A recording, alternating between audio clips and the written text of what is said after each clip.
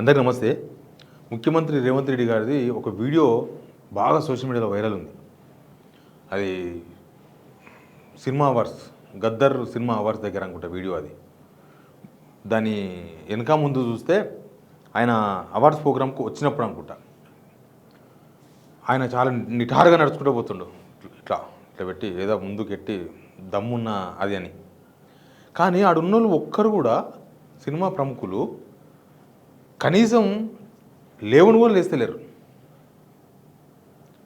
ఆ వీడియో మీద ఎక్కడ కాంగ్రెస్ సోషల్ మీడియా కూడా ఎక్కడ క్లారిటీ ఇవ్వలేదు ఆ వీడియో ఏంది అని.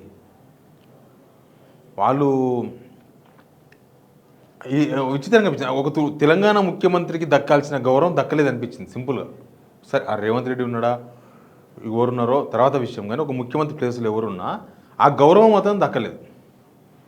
సరే ఆయన ఓన్లీ స్టేజ్ మీద నుంచి వచ్చేటప్పుడైనా, లేకపోతే ఆయన ఫ్రెష్గా ప్రోగ్రామ్కి వచ్చినప్పుడైనా మినిమం కదా, మినిమం మామూలుగా ఎవరైనా వ్యక్తులు కొద్దిగా తెలిసిన వ్యక్తులు వస్తేనే అందరూ లేచి సర్దుకుంటారు. ప్రతిసారి ఆయన వచ్చిన ప్రతిసారి నడుస్తుంటుంది. కానీ ముఖ్యమంత్రి వస్తే చాలా వికారంగా అనిపించింది నాకు. ఇది రేవంత్ రెడ్డి లోపమా లేకపోతే సినిమా ప్రముఖుల లోపమా అర్థం కాలేదు, లేకపోతే మనసులను బట్టి అంతే ఉంటుందా అనేది కూడా అర్థం కాలేదు. సరే, మీకు వీడియోతో సహా చూపిస్తా. ముందైతే సబ్స్క్రైబ్ చేయండి, షేర్ కూడా చేయండి వీడియో. ఇది మనకు అవమానం, మన తెలంగాణకు కూడా అవమానమే అట్లా జరగడం. కాబట్టి ఖచ్చితంగా చూడండి. ఇంకో ఇది వీడియో.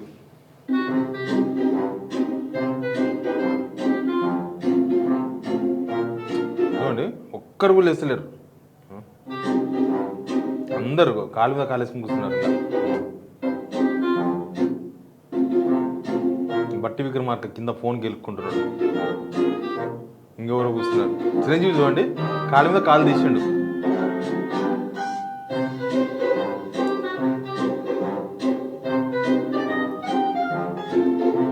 చూపు చూసిండ్రా, చిరంజీవి కాలు మీద కాలు తీసిండు అంతే. తర్వాత చూపు ఇట్లా చూసిండు. అంటే దీన్ని బట్టి ఏమర్థం చేసుకోవాలంటే, ఆ సినిమా వాళ్ళతో తిరగాలనో, లేకపోతే ఆ సినిమా వాళ్ళకు దగ్గర కావాలనో, లేకపోతే సినిమా వాళ్ళందరూ నా దగ్గరికి రావాలనో, సినిమా వాళ్ళందరూ నాకు భయపడాలనో ఈయన ఇంటెన్షన్ తప్ప అవతల ఇంటెన్షన్ అర్థం చేసుకోవాలి. సార్ రేవంత్ రెడ్డి గారికి ఇంటెన్షన్ ఉండొచ్చు, ముఖ్యమంత్రి అయినా కాబట్టి నేను ఓంగనే మొత్తం అందరూ చేతులు ఊపాలి, కాళ్ళు ఊపాలి అని ఉండొచ్చు ఆయనకి. లేకపోతే నేను చూడంగానే అందరు గజ్జన వనకాలి సినిమా వాళ్ళను. మొదటి నుంచి నడుస్తుంది సినిమా ఇండస్ట్రీకి రేవంత్ రెడ్డికి కాదంతే. రేవంత్ రెడ్డి ముఖ్యమంత్రి అయిన తర్వాత కొత్తగా ఎవరో ఫ్రెండ్స్ కాలేదు.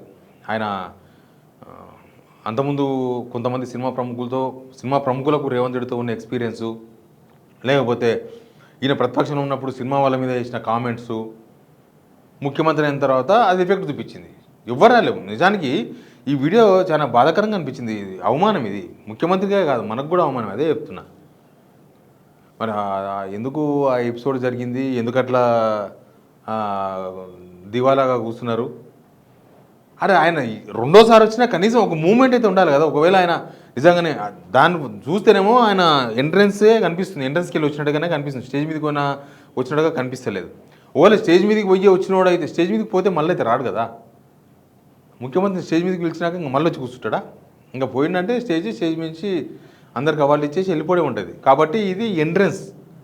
ఒక ప్రోగ్రామ్కి వచ్చిండు,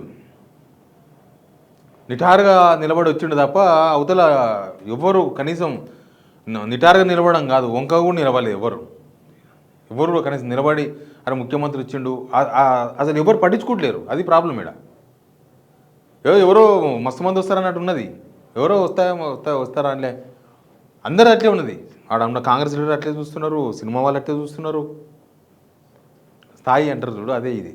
స్థాయి అంటే మాటలతో రాదు, చేతులతో వస్తుంది, మాటలతో పోతుంది. చేతులతో వస్తుంది కానీ వస్తలేదు, ఏం చేస్తలేం కాబట్టి. మాటలతో పోతుంది. ఏమైనా ఉంటే ఆ మాటలు మామూలుగా మాట్లాడుతుండా, విచిత్రంగా మాట్లాడుతున్నారు. ఆయన ఎవరు,